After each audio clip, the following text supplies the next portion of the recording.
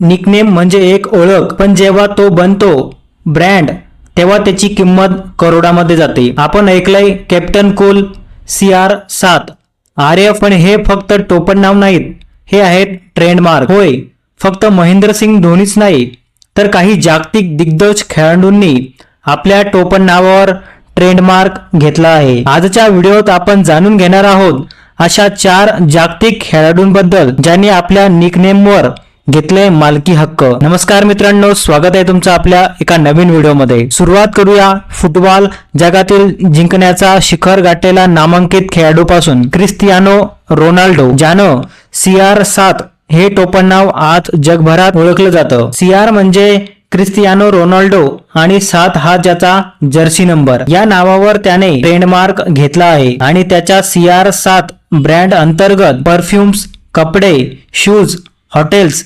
इत्यादी व्यवसाय चालतो. दुसऱ्या क्रमांकावर आहेत फुटबॉलचा जादूगार लिओनेल मेस्सी.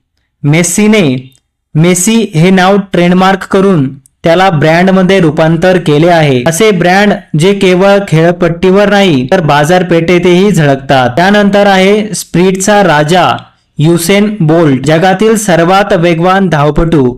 त्याने आपल्या शरीराच्या लाइटनिंग पोज वर आधारित स्वतःचा लोगो आणि नाव ट्रेडमार्क करून शू ब्रँड, एनर्जी ड्रिंक्स, कपडे यामध्ये उतरवला आहे. त्यानंतर आहे टेनिसचा सम्राट रॉजर फेडरर. त्याचं RF हे नाव जागतिक स्तरावर प्रसिद्ध आहे.